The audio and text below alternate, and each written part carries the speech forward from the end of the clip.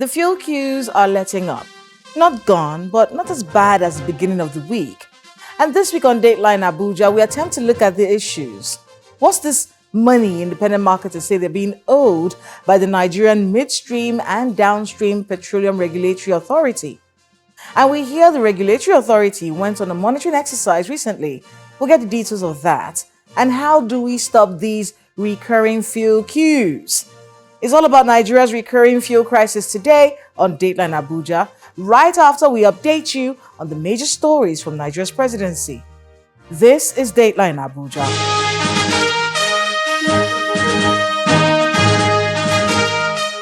Hello and welcome to Dateline Abuja. I'm Kayla Megwa. Let's begin with an update on the major stories from Nigeria's presidency. It's time for our Abuja Wrap. Vice President Kashim Shettima has returned to Nigeria after representing President Bola Tinubu at the just concluded International Development Association Summit in Nairobi, Kenya. On arrival at the INMDPRA International Airport, the Vice President met behind closed doors with the United States Deputy Secretary Kurt Campbell and his team. A statement by his Senior Special Assistant on Media and Communications, Stanley Nkwocha, says among other issues discussed at the meeting were security, bilateral relations, shared vision, technological cooperation, economy, and mutual partnership. The federal government says implementation of the new national minimum wage, when concluded, will begin from May the 1st, 2024.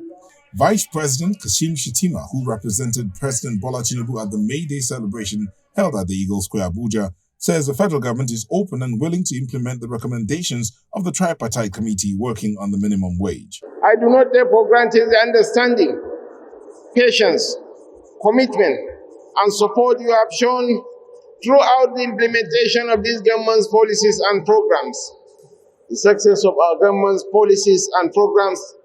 So I call upon each and every one of you, as I consistently done, to join hands in shaping the destiny of our nation towards greatness. Our allegiance and patriotism are the bedrock upon which our beloved country thrives. The success of our government's policies and programs hinges on the willingness of workers at the backbone of our workforce to embrace them wholeheartedly. I appeal to you to continue using the power of the labor movement for the greater good of our nation, fostering harmony and cooperation. Vice President Kashim Shettima says policy decisions taken by the Tinubu administration are already yielding results. He stated this at a roundtable event held in Abuja, where he implored Nigerians to be patient with the president as he steers the ship of state through the economic turbulence and storm he met on ground. Our brothers in charge of the CBN, Mr. Amy Cardoso, and the NSA, Madam Nuhu Ribadu, had to take matters into their hands to neutralize the overpowering influence of currency manipulators who had conspired to frustrate our reforms.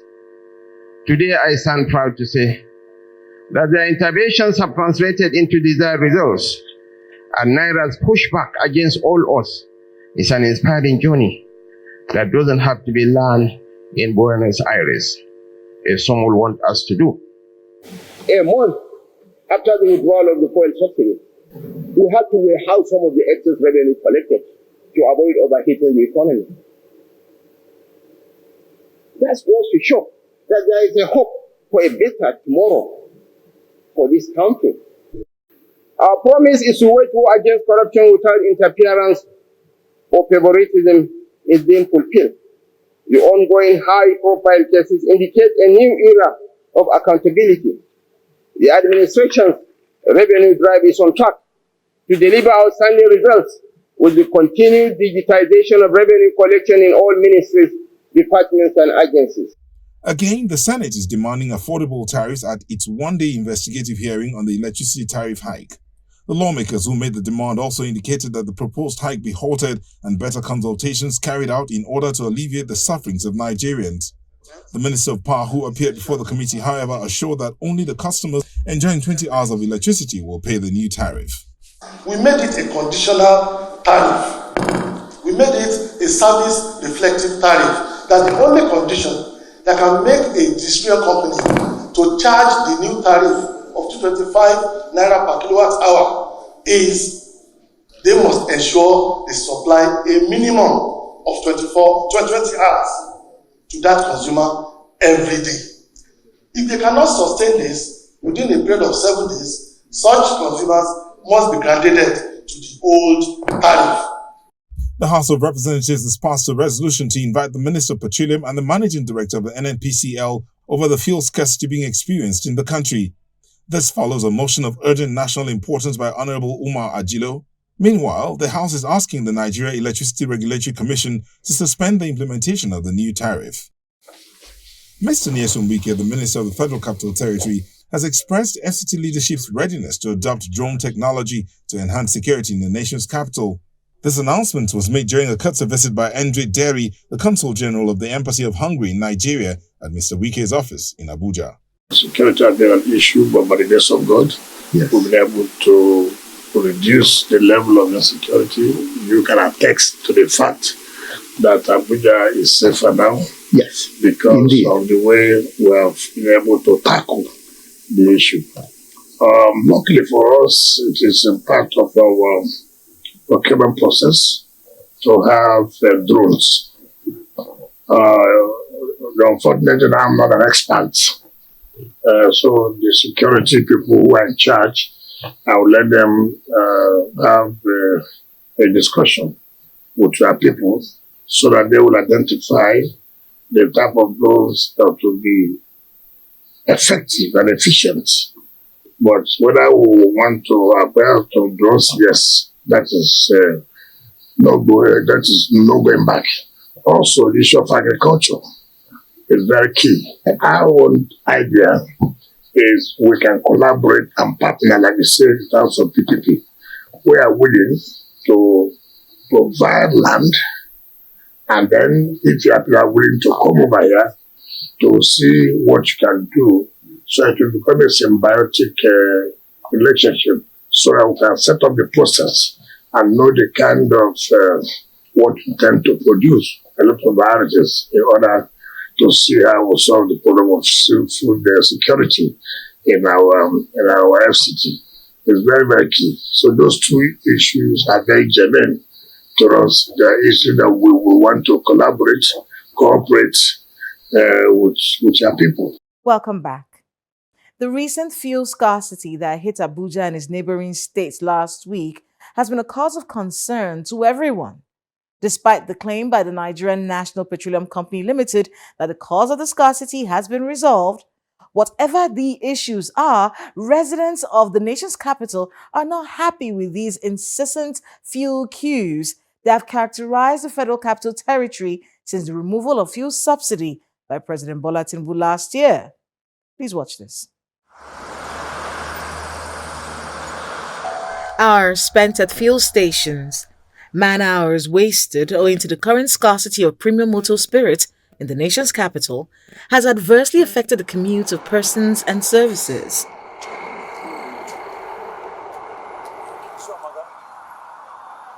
As is always the case, black market operators who somehow find a way to access the product have a field day making brisk business. They sell to those who can afford it at 1,000 naira per litre, way above the 680 to 690 naira per litre at the pump.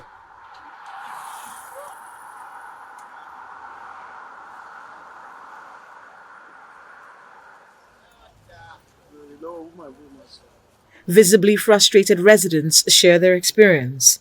The queue is much. We cannot be able to buy the fuel, which makes us be using a gallon, going to one fuel station to another to buy the fuel. Then the experience makes us also be buying from the black market, which they are selling very expensive. And what caused all this is just because of the scarcity of the fuel. These are the main experience I have, and we are suffering seriously also, because when there is a scarcity of any items, it causes the increment of price also. I don't know exactly what I will say, but it's very unfortunate that the pump price is high and we are still queuing up, and we don't know the result of that. So we don't think we're supposed to have queue with the large pump price. It's not easy. We have been here for more than 2 hours now. They lock gates before we beg them before they open the gate for us. So we have been going around all Abuja town. It is only here we can find the queue is very less. That's what we are here for more than 2 hours before we can get fuel. They also have a message for the government. Please, they should try and intervene for this problem we are into. We know they are trying their best, but at least they have to do something based on this what masses are passing through in Abuja, especially in Abuja. The queue from when you are coming from airports in different direction, coming from Kubwa, a lot of queue. People are lined up trying to go to their working places, but there's no vehicle because of there's no fuel for them to take to move from one place to another. People are suffering today. We are not talking of food. We are not talking of fuel. We cannot move out. We cannot go in. And now the government have to do something very seriously to change the narration of this fuel issue. Not talk more of the higher price, but the scarcity is there again. I don't know where we are heading to. So please, I beg the government and I beg Mr. President and his cabinet to look into this matter very seriously. And let's change the narration of this country so that everybody will enjoy the country and every poor man will feel that, yes, he has a country. The cause of the current scarcity is not known. This is even as the Nigerian National Petroleum Company Limited, in a statement released recently by its Chief Corporate Communications Officer, Mr. Femi Shoneye, insists that there is no cause for alarm. This may be another factor to help Nigerians take the transition to CNG-powered cars more seriously. It's been over a week now that residents of the nation's capital continue to queue for fuel. The management of the Nigerian National Petroleum Company Limited had earlier explained the reasons for the latest scarcity. A statement by the Chief Corporate Communications Officer says in part, NNPC Limited wishes to clarify that the tightness in the supply of premium motor spirits currently being experienced in some parts across the country is as a result of logistics issues and that they have been resolved. However, most petrol stations in Abuja are not selling. Those selling, like this one that is directly opposite the NNPCL towers, has a long queue of motorists who are waiting to buy the product. More than 1 hour now. I did. So, a lot, plenty more today. So, some they enter Chua, then they collect money. That's why the line is not moving. As the scarcity bites harder, motorists are caught between staying on the queues for hours and buying from roadside sellers, popularly called black marketers, who are cashing out from the situation. I've been on this queue for almost 3 hours now. The next thing they say the fuel is finished. I feel bad. I feel like if I'm the government, if I'm the president of this country, I will seal up this filling station. Not only this one, most of these marketers, I will seal up their stations because what they are doing is bad. Not that they don't have this fuel, they have it, but they just don't want to give us fuel. We don't have option than buying all those things these boys sells because even in filling station, they don't agree to sell for us. So the only alternative we have is to get from them. Since yesterday, I've been driving around to find where I can get fuel just for the children to go to school and me to drive around for my businesses. But no success. I just came here now. Nothing is happening. I've gone to the other one. There is no fuel. So we are waiting and calling on the government to come out clearly and say what the problem is. Is it that they are no longer selling fuel or what? For the few petrol stations that are selling, the pump price of petrol is between 670 and 690 naira per litre. Meanwhile, the black marketers are selling between 1,000 and 1,200 naira per litre. Many hope that the current scarcity will be looked into quickly and ease the hardship on the residents.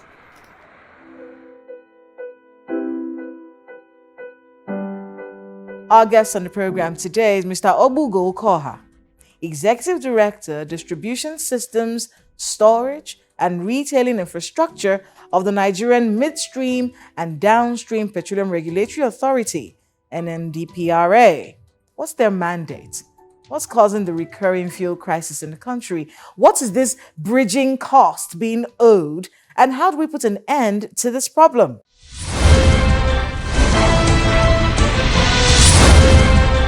Mr. Koha, welcome to Dateline Abuja. Thank you very much, Kayla, for having me over. So let's talk a bit about the situation that we have going on in the country right now. A lot of people are upset. It does look like it's letting up a little bit. But just so we can delve deep into the matter, your job or the job of the INMDPRA is something a lot of people are trying to understand right now. You're supposed to oversight the situation, what's really going on, and just so people can understand what the job is. What does the INMDPRA do as regards this sector? Okay, thank you, Kayla, once again. The PIA mandates the authority, the NMDPRA, to regulate the midstream and the downstream sectors of the petroleum industry. In contradistinction with to upstream sector, the upstream produces crude. Once it comes out and the initial separations are done, the evacuation of that crude, that's the beginning of the midstream, which will also include the processing, whether you're refining it or not. So from that evacuation, the authority regulates that. And it moves on after you've refined or processed the crude and the gas, and you have derived products like PMS, AGO, and DPK, and CNG, all kinds of LNG. Then the storage for retailing of that, and the retailing indeed, those are downstream things. Okay. You've painted a picture that I can think of a million things that can go wrong. Thank you. In any of these scenarios. And each of those things, like you stated earlier, would ultimately impact supply. In this particular scenario that we're facing right now, what's behind it? The supplies, as we said, with the imports were placed. But if you have an inland stock and the vessels don't arrive quite on time, you begin to deplete what you have on land. And these things are stored in the depots owned by private operators as well. So they will see the volumes going down. The tendency may be then to begin to hoard here and there. And so when our field officers go out, they will find that, for instance, a retail outlet might have 40,000 liters on the ground, but is dispensing from one pump. We'll then compel them to open up all their pumps and to begin to... Is that what happened in this case? So this is one of the contemporary issues we've had to deal with recently. Okay. But the great thing is that NNPC's stock, they've all arrived now. And if you add what is in the marine, we're in excess of 30 days as at yesterday. Okay. So the point to note is that we're focused on flipping the marine stock quickly into inland at the different corridors and then trucking it out, which is why we're optimistic that in a few days, these queues will thin out. So let's talk a little bit about how to make things get better in the future. How do we, because you see, there's always an explanation. With every fuel scarcity that we face in Nigeria, there's always an explanation. I saw a video recently online that showed fuel scarcity 30 years ago. Same explanations or one thing, or there's always something that happened. How do we ensure that these things stop? In your view, as the regulators, what would be an ultimate solution to this problem? Okay. I think the outlook is a very positive one, and I'm happy to share that with viewers. As you know, the Dangote refinery, that's with the installed capacity of refining 650,000 barrels of crude per day, is almost on stream. They are at pre-commissioning stage, where we're testing each priority stage of the refining process. At the point where they are currently producing 80K intermediate products, including AGO. And so when the full commissioning of Dangote comes, forget about what many people say about that. It's a game changer for not just Nigeria, for the sub-region. Previously, you would have AGO, nozzles for AGO, DPK, that's kerosene, and PMS. Currently, most places is only PMS you're buying. We're going to give you the options. So you have LPG in the station, you will have PMS, you will have your CNG. That's what we're focused with, and we're working towards that. I mean, I heard you talk about some of the people that the stakeholders in this. Yes. One of them is independent marketers. Yes. And recently they were talking about something called the bridging cost that they're still being owed. And they're actually asking your office to ensure that, in fact, they were threatening Nigerians. They said we're going to shut down businesses unless they get their monies back. Could you explain what this means? What's this bridging cost about? The Petroleum Equalization Fund was simply established to equalize the transportation costs for moving PMS, so that what you buy in Lagos State, where the vessel discharges, is the same thing, the same pump price in Sokoto or Meduguri, which is the furthest point. Okay? And we inherited this. However, with the withdrawal of the subsidy, there is no longer equalization. So the equalization is being sunsetted from May 29th. But there are areas to deal with. And as we're closing out that account, any marketer will say to you that since the coming of the authority, the bulkiest sum of funds have been disbursed to marketers under the equalization. Currently, about last week, we started disbursing 10 billion to marketers. It's simple how it works.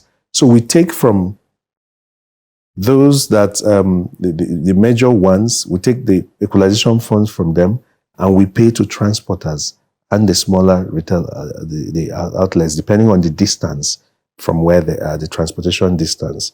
So ours is to take and disburse. So if we don't get, then there will be a challenge of disbursement. So there are a number of companies that are owing the fund and for which we have been reconciling with. So you have to sit down, you say you're owing X amount. They say, no, bring your papers, we'll reconcile. Okay, then make this payment when you sign off. So once we receive, we're able to pay. So that's where we are currently.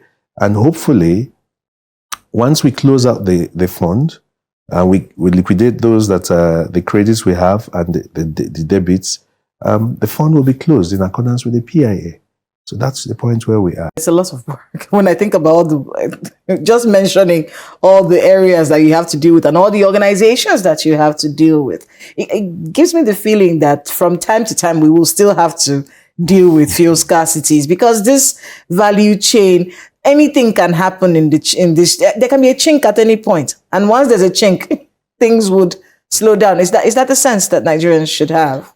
No, we don't. Nobody prays for scarcity. Indeed, given that Nigeria, the reserves that we have, 290 CF of gas, we shouldn't have. Nigerians should not queue, and it's regrettable that anybody should queue more than 5-10 minutes to buy fuel. That's all the time that we have right now. But I want to thank you very much for being with us on Dateline Abuja. Good luck with all the work you have ahead of you. Thank you very much, Kayla, for having me.